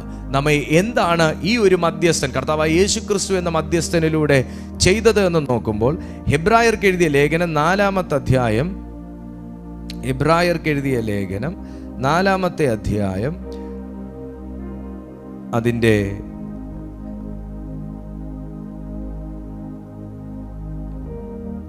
2-4 മുതലുള്ള വാക്യങ്ങൾ. 7-ാം നാളിൽ ദൈവം തൻ്റെ സകല പ്രവൃത്തികളിൽ നിവൃത്തനായി എന്ന് 7-ാം നാളിനെ കുറിച്ച് ഒരിടത്ത് പറഞ്ഞിരിക്കുന്നു. എൻ്റെ സ്വസ്ഥതയിൽ അവർ പ്രവേശിക്കുകയില്ല എന്ന് പിന്നെയും അരുളി ചെയ്യുന്നു. അതുകൊണ്ട് ചിലർ അതിൽ പ്രവേശിപ്പാൻ ഇടശേഷിച്ചിരിക്കയാലും മുമ്പേ സദ്വർത്തമാനം കേട്ടവർ അനുസരണക്കേട് നിമിത്തം, കേട്ടായിരുന്നോ, അനുസരണക്കേട് നിമിത്തം പ്രവേശിക്കാതെ പോകുകയാലും ഇത്ര കാലത്തിൻ്റെ ശേഷം ദാവീദ് മുഖാന്തരം ഇന്ന് അവൻ്റെ ശബ്ദം കേൾക്കുന്നു എങ്കിൽ നിങ്ങളുടെ ഹൃദയം കഠിനമാക്കരുത് എന്ന് മുമ്പ് പറഞ്ഞതുപോലെ ഇന്ന് എന്നൊരു ദിവസം പിന്നെയും നിശ്ചയിക്കുന്നു. ഇത് ദൈവം ആരെയൊക്കെ കേൾപ്പിക്കുന്ന ദൈവത്തിൻ്റെ ശബ്ദമാണ്. യോശുവ അവർക്ക് സ്വസ്ഥത വരുത്തിയെങ്കിൽ മറ്റൊരു ദിവസത്തെക്കുറിച്ച് പിന്നീട് കൽപ്പിക്കുകയില്ലായിരുന്നു. ആകയാൽ ദൈവത്തിൻ്റെ ജനത്തിനൊരു ശബ്ബത്ത് അനുഭവം ശേഷിച്ചിരിക്കുന്നു. ദൈവം തൻ്റെ പ്രവർത്തികളിൽ നിന്നെന്ന പോലെ അവൻ്റെ സ്വസ്ഥതയിൽ പ്രവേശിച്ചവൻ താനും തൻ്റെ പ്രവർത്തികളിൽ നിന്ന് നിവൃത്തനായി തീർന്നു. അതുകൊണ്ട് ആരും അനുസരണക്കേടിൻ്റെ സമദൃഷ്ടാന്തത്തിനൊത്തവണ്ണം വീഴാതിരിക്കേണ്ടതിന് നാം അസ്വസ്ഥതയിൽ പ്രവേശിപ്പാൻ ഉത്സാഹിക്കുക. ഞാൻ താങ്കളൊരു കാര്യം പറയട്ടെ, നിങ്ങളുടെ ഉത്സാഹം പഴയതുപോലാണോ അതോ ഇപ്പോൾ ഉത്സാഹം കെട്ടു തുടങ്ങിയോ? നിങ്ങളുടെ വിശ്വാസം പഴയതുപോലാണോ അതോ ഇപ്പോൾ കെട്ടു തുടങ്ങിയോ? നിങ്ങളുടെ പ്രാർത്ഥനയിലുള്ള ഉത്സാഹം പഴയതുപോലാണോ കെട്ടു തുടങ്ങിയോ? പണ്ടൊരു അന്യഭാഷ പ്രാർത്ഥനയൊക്കെ ഉണ്ടെന്ന് അറിഞ്ഞാൽ ചാടി കയറും, എന്നാൽ ഇപ്പൊ സൗകര്യം ഉണ്ടെങ്കിൽ കയറും, അങ്ങനല്ലേ? പണ്ടൊരു മിഡ് നൈറ്റ് പ്രെയർ ഒക്കെ ഉണ്ടെന്ന് അറിഞ്ഞാൽ അലാം വെച്ച് എഴുന്നേക്കും, എന്നാൽ ഇപ്പൊ ഉറങ്ങിയിട്ട് ഉണരുമെങ്കിൽ കയറും എന്നാണോ? പണ്ട് എവിടെയെങ്കിലും ഒക്കെ ഉപവാസ പ്രാർത്ഥന നടക്കുന്നു എന്ന് കണ്ടാൽ ഓടും, എന്നാൽ ഇപ്പോഴോ? ഉത്സാഹം എന്ന് പറയുന്നത് നമ്മുടെ അവകാശങ്ങളെ നമ്മുടെ അരികിലേക്ക് എത്തിക്കുന്ന ഒരു ഷോർട്ട് കട്ടാണ്. നമ്മുടെ അവകാശങ്ങളെ നമ്മളിലേക്ക് എത്തിക്കുന്ന ഒരു ഷോർട്ട് കട്ടാണ് ഉത്സാഹം എന്ന് പറയുന്നത്. എത്ര വലിയ കാറുണ്ടെന്ന് പറഞ്ഞാലും ഓടിക്കാൻ ഒരു ഉത്സാഹം ഇല്ലാത്ത വ്യക്തി സൈക്കിൾ പോകുന്നതിനേക്കാൾ മെല്ലെ പോവുള്ളൂ. കാരണം കാറിന് വേഗത ഉണ്ടായിട്ട് കാര്യമില്ല, ഓടിക്കുന്നവൻ്റെ മനസ്സിനും അതുപോലൊരു വേഗത വേണം. അല്ലെങ്കിൽ അവൻ മെല്ലെ ഇതിനേക്കാൾ വേഗത്തിൽ കാളവണ്ടി പോകും. BMW ഉണ്ടെന്ന് പറഞ്ഞിട്ട് കാര്യമില്ല, ബെൻസ് ഉണ്ടെന്ന് പറഞ്ഞിട്ട് കാര്യമില്ല. ഞാൻ കാളവണ്ടിയേക്കാൾ മെല്ലെ പോവുള്ളൂ എന്ന് തീരുമാനിച്ചാൽ ആ വണ്ടിക്ക് എത്ര CC ഉണ്ടെന്ന് പറഞ്ഞിട്ട് കാര്യമില്ല. ഓടിക്കുന്നവൻ ഉത്സാഹം വേണം. ഉത്സാഹം കുറയ്ക്കുന്ന ചിലതൊക്കെ കയറി വരും, എന്നാൽ അതിനെ തകർക്കാനുള്ള ഉത്സാഹം വേണം. ഹല്ലേലൂയ. ഈ 12-ാമത്തെ വാക്യത്തിൽ നോക്കിക്കേ, ദൈവത്തിന്റെ വചനം ജീവനും ചൈതന്യവും ഉള്ളതായി ഇരുവായുത്തലയുള്ള ഏതു വാളിനേക്കാളും മൂർച്ചയേറിയതും പ്രാണനെയും ആത്മാവിനെയും സന്ധിമജ്ജകളെയും വേർവിടിവിക്കുന്നത് വരെ തുളച്ചു ചെല്ലുന്നതും ഹൃദയത്തിലെ ചിന്തനങ്ങളെയും ഭാവങ്ങളെയും വിവേചിക്കുന്നതുമാകുന്നു. അവന് മറഞ്ഞിരിക്കുന്ന ഒരു സൃഷ്ടിയുമില്ല. ഒന്ന് ശ്രദ്ധിച്ചേ, നിങ്ങളെ ദൈവം കാണുന്നു, നിങ്ങളുടെ പ്രാർത്ഥനകളെ ദൈവം കാണുന്നു, നിങ്ങളുടെ മനോഭാരത്തെ ദൈവം കാണുന്നു. അവന് മറഞ്ഞിരിക്കുന്ന ഒരു സൃഷ്ടിയുമില്ല, സൃഷ്ടികളുടെ പ്രശ്നങ്ങളുമില്ല. എല്ലാം ദൈവത്തിന്റെ മുമ്പിൽ കണ്ണിന് നഗ്നവും മലർന്നതുമായി കിടക്കുന്നു. അവനുമായിട്ടാകുന്നു നമുക്ക് കാര്യമുള്ളത്. ഇനിയിപ്പോൾ മോശയുമായിട്ടല്ല കാര്യം, ഇപ്പോൾ നമുക്ക് ഡയറക്റ്റ് ആയിട്ടൊരു കാര്യം സ്വർഗവുമായിട്ടുണ്ട്. നമ്മൾ അവന്റെ കാര്യത്തിൽ നിന്ന് വിട്ടേച്ചു വേറെ എവിടെ ഓടിപ്പാനാ? ആ ദൈവവുമായിട്ടൊരു കാര്യം ഉണ്ടെന്ന് പറയുമ്പോൾ ആ ദൈവിക കാര്യത്തിനകത്തൊരു താല്പര്യം ഇല്ലാതെ മറ്റെന്തിനൊക്കെയോ നമ്മൾ പ്രയോറിറ്റി കൊടുക്കുകയും എന്നാൽ ദൈവം എൻ്റെ കാര്യത്തിൽ പ്രയോറിറ്റി കാണിക്കുകയും വേണം എന്ന് പറഞ്ഞാൽ, നമ്മളോട് ദൈവം പറഞ്ഞ വാഗ്ദത്വവും നമ്മുടെ പ്രവൃത്തിയും തമ്മിൽ ഒട്ടും പൊരുത്തപ്പെടാതിരിക്കുമ്പോൾ ദൈവം ആ പറഞ്ഞ കാര്യം ചെയ്യണം, പക്ഷേ എന്നോട് ദൈവം പറഞ്ഞ കാര്യം ഞാൻ ചെയ്യാൻ സൗകര്യമുള്ളപ്പോൾ പരിശ്രമിക്കും. അങ്ങനെയാണെങ്കിൽ നമുക്ക് കുറ്റം പറയാൻ പറ്റുമോ ദൈവത്തെ? 14-ാമത്തെ വാക്യം പറയുന്നു, ആകയാൽ ദൈവപുത്രനായ യേശു ആകാശത്തിൽ കൂടി കടന്നുപോയ ഒരു ശ്രേഷ്ഠ മഹാപുരോഹിതനായി നമുക്കുള്ളത് കൊണ്ട് നാം നമ്മുടെ സ്വീകാര്യം മുറുകെ പിടിക്കുക. നമ്മുടെ വിശ്വാസം ആർക്കോ വിട്ടുകൊടുത്തേക്കുക, നമ്മുടെ ആത്മീയതയെ ആർക്കോ വിട്ടുകൊടുത്തേക്കുക. നമ്മുടെ ഭാവി പ്രവചിക്കുക നമ്മൾ വേറെ ചില വ്യക്തികളോട് പറഞ്ഞേക്കുക, നിങ്ങൾ പ്രവചിക്കുക, ഞാൻ കേൾക്കട്ടെ എൻ്റെ ഭാവി. മോനെ, നിന്റെ ഭാവി എന്തുവാന്ന് പുസ്തകത്തിൽ പറഞ്ഞു വെച്ചേക്കുക. ഇപ്പം നമ്മൾ വേറെ ആള് തീരുമാനിക്കുന്നത് പോലെയും നിരത്തുന്നത് പോലെയുമാണ് നമ്മൾ വിശ്വസിക്കാനിരിക്കുന്നത്. ബൈബിൾ പറയുന്നു, ദൈവപുത്രനായ യേശു ആകാശത്തിൽ കൂടെ കടന്നുപോയി. ആർക്കു വേണ്ടി? ആർക്കോ വേണ്ടി. എനിക്ക് വേണ്ടിയാന്ന് ബോധ്യമുള്ളവൻ പറയും. നമ്മൾ ഈ അടിമ മനോഭാവം നമ്മൾ ആദ്യം കളയണം. ഈ അടിമത്ത മനോഭാവം എന്നോട് താഴ്മ കളയണമെന്നല്ല അതിൻ്റെ അർത്ഥം. ഈ അടിമത്തം ഉണ്ടല്ലോ, ഈ അടിമത്തം ആരുടെയൊക്കെയോ കീഴിൽ കൊണ്ട് വെച്ചു കൊടുക്കുന്ന നമ്മുടെ ഒരു സ്വഭാവം. നമുക്ക് ദൈവം തന്നിരിക്കുന്ന അഭിഷേകം, നമുക്ക് ദൈവം തന്നിരിക്കുന്ന പ്രാഗൽഭ്യം, നമുക്ക് ദൈവം തന്നിരിക്കുന്ന വിശ്വാസമൊക്കെ എവിടെയോ കൊണ്ട് കളഞ്ഞിട്ട് ആരോ പറയുന്നത് പോലെ ആക്കി തീർക്കുന്ന രീതിയിൽ കൊണ്ടുവച്ചു കൊടുക്കുന്ന സ്വഭാവം. അതുകൊണ്ടാണ് ഈ എല്ലാവരും കബളിപ്പിക്കുന്നത്, എല്ലാവരും പറ്റിക്കുന്നത്. എന്നാൽ അതിനല്ല കർത്താവ് നമ്മളെ അഭിഷേകം. ആകാശത്തിൽ കൂടെ കടന്നുപോയത് എന്റെയും കൂടെ പേർക്കായിട്ടാ. ക്രൂശിതനായത് ആർക്ക് വേണ്ടി? ആർക്കോ വേണ്ടി? നോ, എന്റെയും കൂടെ പേർക്ക് വേണ്ടിയിട്ടാ.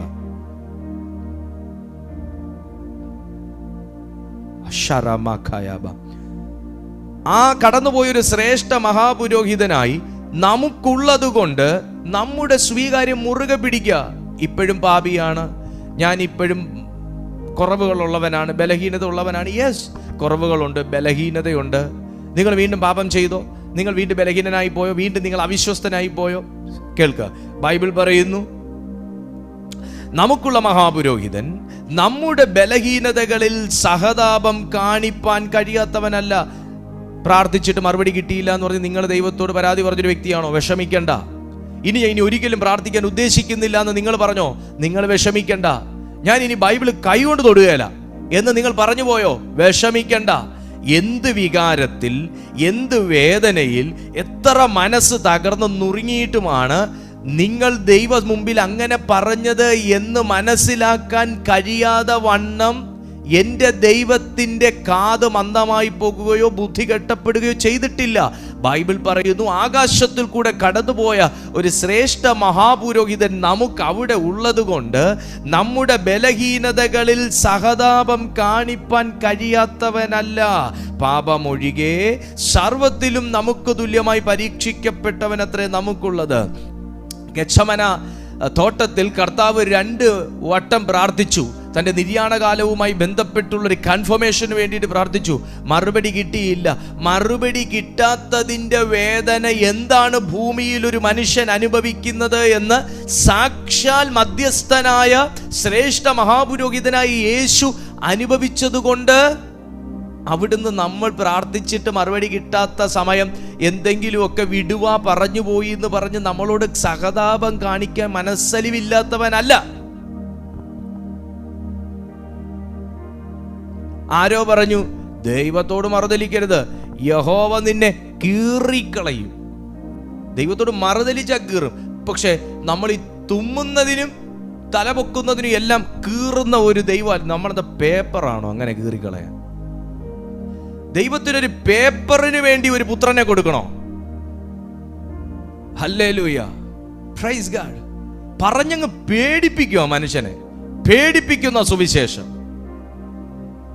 കീറിക്കളയും. ഹല്ലേലൂയ.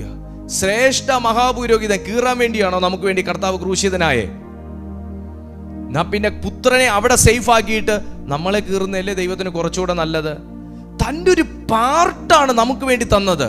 ഇപ്പൊ എൻ്റെ മകൻ, എൻ്റെ മകൾ എന്ന് പറയുന്നത് എൻ്റെ ഒരു പാർട്ടാണ്, അല്ലേ? അബ്രഹാമിന്റെ മകൻ ഇസ്ഹാക്ക് വാഗ്ദത്തത്തിൽ ജനിച്ച സന്തതി.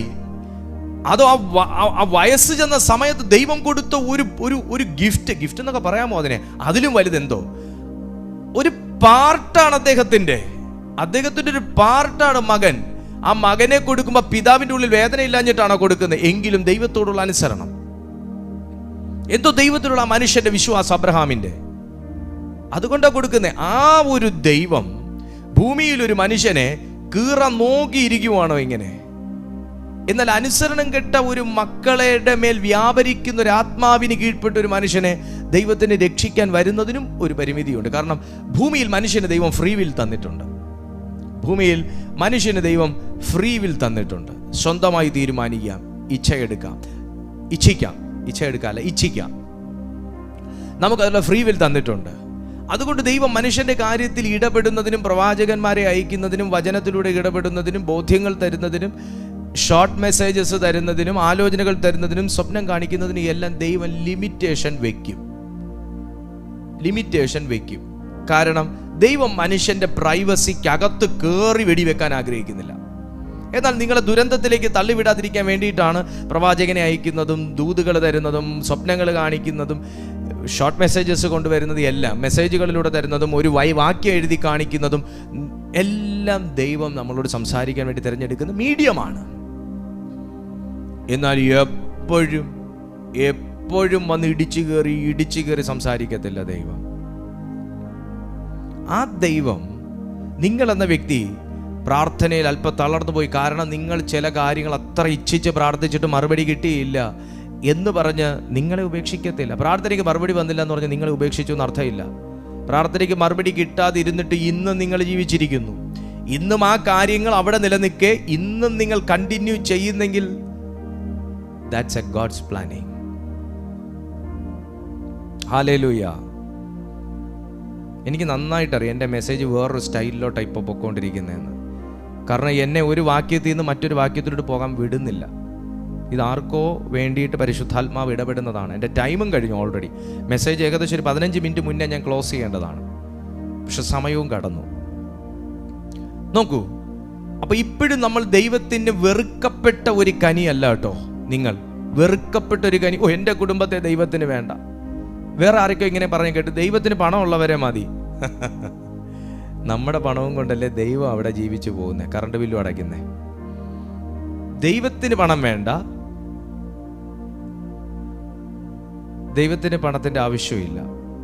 സാക്ഷാൽ സമ്പന്നൻ എന്നാണ് അവിടെ എഴുതി വെച്ചേക്കുന്നത്. ദൈവത്തിന് പാവപ്പെട്ടവരോട് കരുണയില്ല എന്ന് പറഞ്ഞ് ഞാൻ കേട്ടിട്ടുണ്ട്. എന്നാൽ പിന്നെ ഏറ്റവും പാവപ്പെട്ടവരുടെ അടുത്താണ് കർത്താവായ യേശുക്രിസ്തു പോയിരുന്ന് ഭക്ഷണം കഴിച്ചത്. ചുങ്കക്കാരോടും പാപികളോടും കൂടെ പോയിരുന്ന എൻ്റെ കർത്താവ് അത്താഴം കഴിച്ചു ഉണ്ടത്. അപ്പൊ അവിടെയും കുറെ പേരിങ്ങനെ മാറി വെള്ളം ഉടുപ്പിട്ടിട്ട് പോയി മാറി നിന്നിട്ട് നോക്കി, ഇവനൊരു പ്രവാചകൻ, ഇവൻ പ്രവാചകനാണെങ്കിൽ ആ ഇരിക്കുന്ന സ്ത്രീ, എത്ര കേസിന് നമ്മൾ പിടിച്ചല്ലേ, ആ ഇരിക്കുന്ന സ്ത്രീയും ദേ അവൻ എത്ര തേങ്ങ ഇട്ടതിന് നമ്മൾ പിടിച്ചതാ, അവൻ എത്ര പെനാൽറ്റി അടിച്ചതാ, ദേ അവൻ ആ കഴിഞ്ഞ ദിവസം ആ വഞ്ചി അടിച്ചുകൊണ്ട് പോയവൻ, അവൻ്റെയും കൂടെ പോയിരുന്ന് ഊണ് കഴിക്കുവോ? ഞാൻ പറയാം, കർത്താവ് വന്നത് അങ്ങനെയുള്ളതിനെ തേടിയ. ഹല്ലേലൂയ. കർത്താവ് വന്നത് അങ്ങനെയുള്ളതിനെ തേടിയാണ്. സ്റ്റീൽ ബോഡി തേടിയൊന്നുമല്ല കർത്താവ് വന്നത്. ഹല്ലേലൂയ. അതിന് ഏറ്റവും വലിയ തെളിവാണ് നിങ്ങളുടെ മുമ്പിൽ ഇരിക്കുന്ന മനുഷ്യൻ. ഹല്ലേലൂയ. അതുകൊണ്ട് ദൈവം നിങ്ങളെ വെറുക്കുന്നില്ല. ആരോ ഇങ്ങനത്തെ ഒരു മനോഭാവത്തിലേ ഇരിക്കുന്നത്. എൻ്റെ പ്രാർത്ഥന ദൈവം കേൾക്കത്തില്ല, ഞാൻ ഇത്രയും തെറ്റ് ചെയ്തതല്ലേ, ഞാൻ ഇങ്ങനെയൊക്കെ ആയതല്ലേ, സ്നാനപ്പെട്ടിട്ടും ഇന്ന വീഴ്ചകൾ വന്നുപോയ ഒരു വ്യക്തിയല്ലേ, ഞാൻ ഇങ്ങനെയൊക്കെ പറഞ്ഞ വ്യക്തിയല്ലേ, ഇങ്ങനെയൊക്കെ നടന്ന വ്യക്തിയല്ലേ. നോ. നിങ്ങൾ മഗ്ദലക്കാരി മറിയെ നോക്ക്. 7 ഭൂതങ്ങൾ ആ സ്ത്രീയിലുണ്ടായിരുന്നു. ആ ഭൂതമാണ് ആ സ്ത്രീയെ കൺട്രോൾ ചെയ്തത്. ആ സ്ത്രീയുടെ പ്രശ്നമല്ല, ആ സ്ത്രീയിൽ ഇരിക്കുന്ന ഭൂതമാണ് ആ സ്ത്രീ അങ്ങനെ ആക്കുന്നതെന്ന് കണ്ടിട്ട് 7 ഭൂതങ്ങളെ ശാസിച്ചു. അവൾ ഫ്രീ ആയി. അവൾ കർത്താവിൻ്റെ ശുശ്രൂഷകയായി മാറി.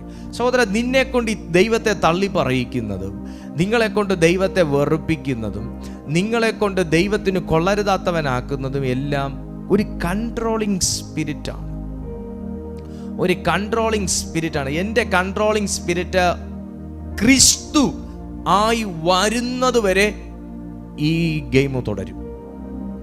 അതാ മോശെ എന്ന് പറയുന്ന മനുഷ്യനെ അടുത്ത് വിളിച്ചതിൻ്റെ കാര്യവും പ്രിവിലേജ് കിട്ടാനുള്ള കാര്യം എന്താണെന്ന് വെച്ചാൽ അതുപോലെ ട്രെയിൻ ചെയ്ത് ശുദ്ധീകരിച്ച് കർത്താവ് പുറത്തെടുത്ത വ്യക്തിയാണ് മോശ. അതുകൊണ്ടാണ് പറഞ്ഞത് നീ എൻ്റെ സാന്നിധ്യം. കാരണം മോശ എന്ന് പറയുന്ന മനുഷ്യൻ്റെ മനസ്സും ചിന്തകളും ശരീരവും മാത്രമേ ആ ദൈവ സാന്നിധ്യം വഹിക്കാൻ പറ്റുന്ന ലെവലിലുള്ളൂ. അത് മാത്രമാണ് കാര്യം. അല്ലാതെ അവിടെ കർത്താവ് പന്തീരുപക്ഷം കാണിച്ചതല്ല. അവിടെ അപ്പം നിൽക്കുന്ന വ്യക്തികളിൽ മോശ എന്ന് പറയുന്ന ഒരു മനുഷ്യന് മാത്രമേ മാനസികമായും ചിന്തയിലും ശാരീരികമായും ദൈവത്തിൻ്റെ സാന്നിധ്യം കണ്ടാൽ അത് മനസ്സിലാക്കാനുള്ള കപ്പാസിറ്റി ഉള്ളൂ. ഇന്നും പരിശുദ്ധാത്മാവിന്റെ പ്രവൃത്തി കണ്ടാൽ ഇത് ഭൂതത്തിന്റെ പ്രവൃത്തിയാന്ന് പറയുന്നവരുണ്ട്. കപ്പാസിറ്റി ഇല്ല. ഭൂതത്തിന്റെ പ്രവൃത്തി എന്ത്, പരിശുദ്ധാത്മാവിന്റെ പ്രവൃത്തി എന്തെന്ന് മനസ്സിലാക്കാൻ കപ്പാസിറ്റി ഇല്ല. അല്ലേ പിന്നെ കൊടുങ്കാറ്റിലും കൂരിരുളിലും മേഘനാദത്തിലും ഇടിമുഴക്കത്തിലും ഒക്കെ ദൈവത്തിന്റെ സാന്നിധ്യം ഇറങ്ങി വരുമ്പോൾ അഹരോൻ പറയും, ദേ കണ്ടില്ലേ ദൈവത്തിന്റെ പർവ്വതത്തിൽ ഭൂതം ഇറങ്ങിയെന്ന്. പറയോ ഇല്ലയോ? പറയും. കാരണം അഹരോൻ എന്ന് പറയുന്ന മനുഷ്യൻ ദൈവത്തെ ആഗ്രഹിക്കുന്നത് വെച്ചാൽ ദൂതന്മാരുടെ ചിറകിലൊക്കെ ഇറങ്ങി വന്ന് വെള്ളക്കുതിരയിലൊക്കെ ഇങ്ങനെ വരുന്നതാണ് അഹരോന്റെ ഉള്ളിലുള്ളതെങ്കിൽ ഇടിമുഴക്കത്തിൽ ഇറങ്ങി വരുന്ന കർത്താവിനെ കാണുമ്പോൾ ദേ ഭൂതം എന്ന് പറയും. ഇവിടെ പത്രോസും കൂട്ടരും പറഞ്ഞു ദേ ഭൂതം വരുന്നു, കടലിന്റെ മേളിൽ കൂടെ നടന്നു വരുന്നു എന്ന് പത്രോസ് പറഞ്ഞു. പിന്നെയാണോ ഇനി അഹരോൻ? യേശുവിന്റെ കൂടെ നടന്നവർ പറഞ്ഞു ദേ ഭൂതം വരുന്നു യേശുവിനെ കണ്ടപ്പോൾ. പിന്നെയാണോ ഇനി? കപ്പാസിറ്റി ഇല്ല. ദൈവ സാന്നിധ്യം അന്യഭാഷ കേട്ട ഭൂതത്തിന്റെ ഭാഷയാന്ന് പറയും.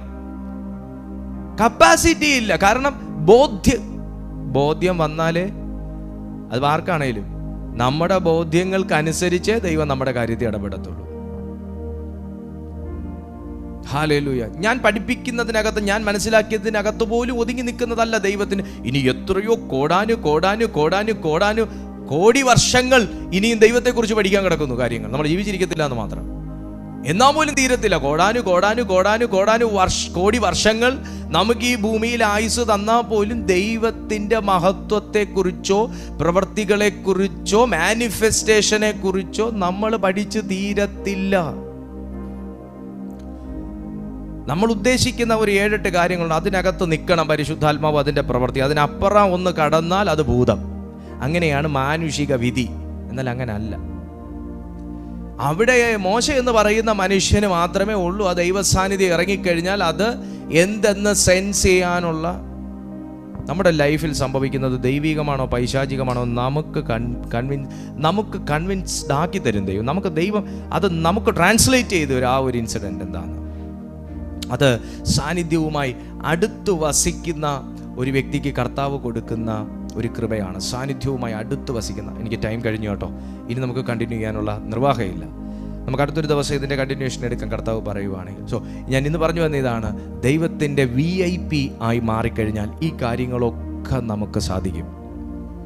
ദൈവത്തിൻ്റെ ഒരു പ്രഥമ പുരുഷനായി കഴിഞ്ഞാൽ, ദൈവത്തിൻ്റെ ഒരു പ്രിവിലേജ് ഉള്ളൊരു മനുഷ്യനായി കഴിഞ്ഞാൽ നമുക്ക് തീർച്ചയായിട്ടും ഈ കാര്യങ്ങൾ ചെയ്തെടുക്കുവാനായി സാധിക്കും. എന്താണ് എൻ്റെ ജീവിതത്തിൽ സംഭവിക്കുന്നത് എന്തുകൊണ്ടെന്നും ആരിലൂടെയെന്നും ആരെ പ്രതിയെന്നും അത് എന്തിനു വേണ്ടി എന്നുമൊക്കെ നമുക്ക് മനസ്സിലാക്കുവാൻ തക്കവണ്ണം പരിശുദ്ധാത്മാവ് കൃപ തരും.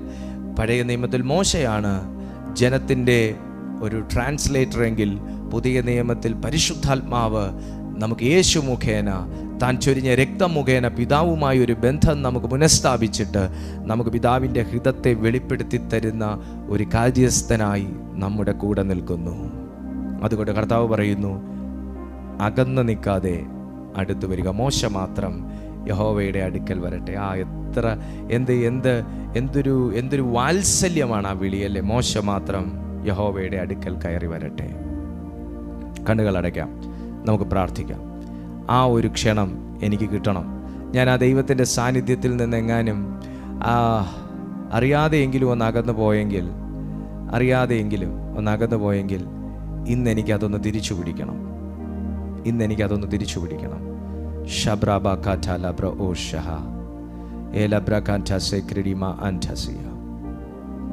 എത്ര പേര് പറയും, എനിക്കതൊന്ന് തിരിച്ചു പിടിക്കണം. എൻ്റെ ആ ഒരു പഴയ ദൈവസ്നേഹവും ശക്തിയും എനിക്കൊന്ന് തിരിച്ചു പിടിക്കണം. ഓ ശബ്രമ അൻറ്റസിയാർത്ഥന. പ്രാർത്ഥിക്കുക. അപ്പാ, ആ സാന്നിധ്യത്തിനകത്തേക്ക് ഒന്നെന്നെ കയറ്റി എൻ്റെ ആ ഒരു പഴയ അവസ്ഥ, എനിക്ക് കിട്ടിയ ഒത്തിരി അനുമതികളുണ്ട്. ദൈവത്തെ കാണാനും കേൾക്കാനും പ്രാർത്ഥിക്കാനും ഒക്കെ കിട്ടിയൊരു അനുമതിയുണ്ട്.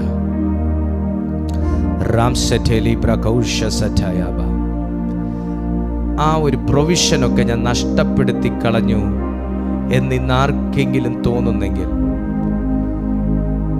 ഈ സമയം നിങ്ങൾക്ക് ദൈവത്തോട് സംസാരിക്കാനുള്ളൊരു സമയമാണ്.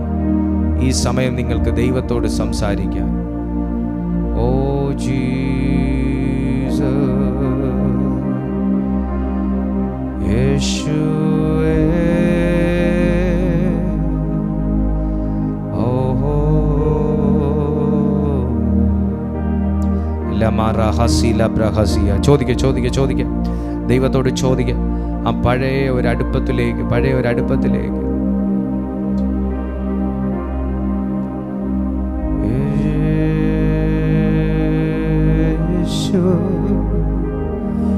എൻ്റെ സ്നേഹിതൻ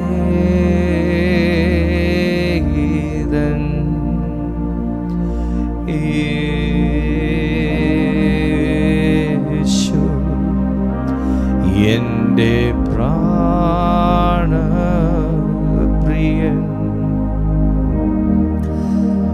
പ്രാർത്ഥിച്ചേ, യേശുവേ എന്നെ ഒന്ന് പണിയണേ എന്നൊന്ന് പ്രാർത്ഥിച്ചേ.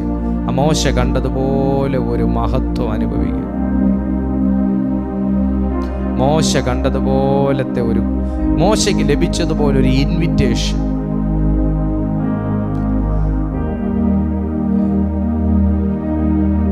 ആ കൃപ എൻ്റെ മേലൊന്ന് പകരുക.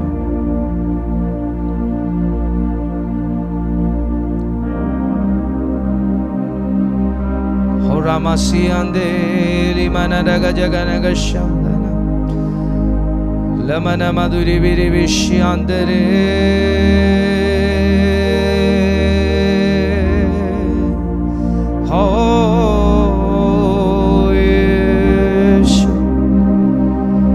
യേശു. ആ നാമമൊന്ന് പറഞ്ഞ്, ആ നാമമൊന്ന് അധരത്തിൽ എടുക്കട്ടെ. യേശു എന്ന നാമം, യേശു എന്ന നാമം.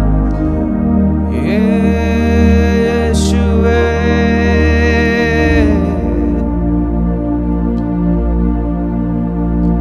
കൃപ വേണമപ്പ, കൃപ വേണമപ്പ, കൃപ വേണമപ്പ നിൻ മക്കൾക്ക്.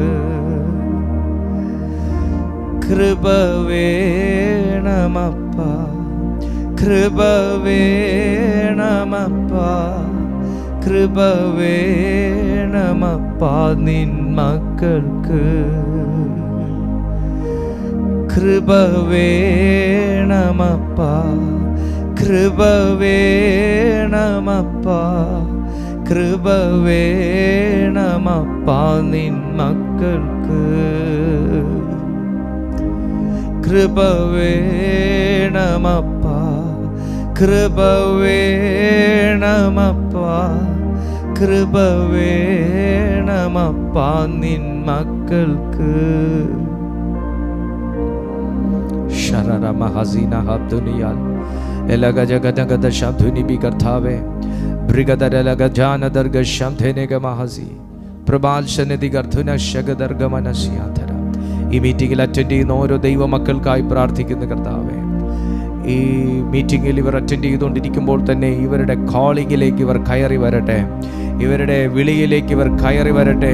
ഇവരെ പുറകിലേക്ക് വലിക്കുന്ന സകല പൈശാചിക കയറുകൾ ഈ പ്രാർത്ഥനയിൽ കരിഞ്ഞു പോകട്ടെ. യേശുവിൻ്റെ നാമത്തിൽ ഇവരെ പുറകിലേക്ക് വിശ്വാസത്തിൽ നിന്ന് വലിക്കുന്ന, പ്രാർത്ഥനയിൽ നിന്ന് വലിക്കുന്ന, ദൈവസ്നേഹത്തിൽ നിന്ന് വലിക്കുന്ന, ദൈവകാര്യങ്ങളിൽ നിന്ന് ഇവരെ പുറകിലേക്ക് വലിക്കുന്ന സകല അന്ധകാര നിയമങ്ങളും അതിൻ്റെ വാഴ്ചകളും പ്രവൃത്തികളും യേശുവിൻ്റെ നാമത്തിൽ ഞങ്ങൾ കീഴടക്കുകയാ. അതിന്മേലൊരു ജയം പ്രഖ്യാപിക്കുന്നു. എല്ലാ പൈശാചിക ശക്തികൾ മുടക്കിക്കിട്ടിരിക്കുന്ന നന്മകൾ, എല്ലാ കൃപകൾ യേശുവിന്റെ നാമത്തിൽ തുറന്നു വരട്ടെ.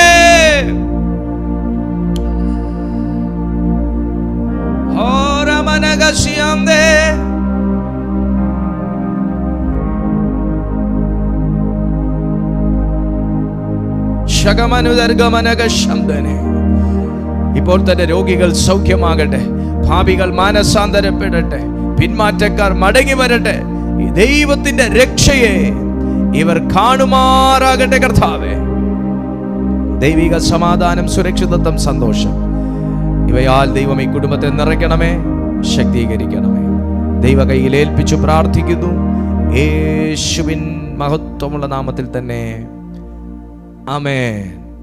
കൈകൾ ഉയർത്തി അബ്ബായെ മഹത്വപ്പെടുത്തിയാട്ടെ. Hallelujah, praise God. ഞങ്ങളുടെ മീറ്റിംഗ് എല്ലാ ദിവസവും നിങ്ങൾക്ക് യൂട്യൂബിൽ രാവിലെ 6:30 മോർണിംഗ് മെസ്സേജായി നിങ്ങൾക്ക് ലഭിക്കുകയും ഈവനിങ് 6:30 ലൈവായി യൂട്യൂബിലും സൂമിലും നമുക്ക് റെഗുലറായി മീറ്റിംഗ് നടന്നു വരികയും ചെയ്യുന്നു. ഈ മീറ്റിങ്ങിനെ കുറിച്ച് നിങ്ങൾ ആദ്യമായിട്ടാണ് കേൾക്കുന്നതെങ്കിൽ ഈ സമയം നോട്ട് ചെയ്ത് നാളെ രാവിലെ മുതൽ രാവിലെയും വൈകുന്നേരവും നടക്കുന്ന മീറ്റിങ്ങിൽ നിങ്ങൾ ജോയിൻ ചെയ്താട്ടെ. കർത്താവ് നിങ്ങളെ ബലപ്പെടുത്തട്ടെ. മറ്റുള്ളവരോടും കൂടെ ഞങ്ങളുടെ ഈ മിനിസ്ട്രിയെക്കുറിച്ച് നിങ്ങൾ അറിയിക്കുവാൻ മടി കാണിക്കുകയില്ലല്ലോ. നിങ്ങൾ ഞങ്ങളുടെ മിനിസ്ട്രിയെക്കുറിച്ച് മറ്റുള്ളവരോട് കൂടെ പറയുകയും നിങ്ങൾ ഈ മിനിസ്ട്രിയെ മറ്റുള്ളവരിലേക്ക് എത്തിക്കുകയും ചെയ്യണമെന്നും കൂടെ ഞാൻ ഓർമ്മിപ്പിക്കുന്നു. ദൈവമായ കർത്താവ് നിങ്ങളെയും നിങ്ങൾക്കുള്ളവരെയും ധാരാളമായി അനുഗ്രഹിക്കട്ടെ. കർത്താവ് സഹായിക്കട്ടെ. God bless you.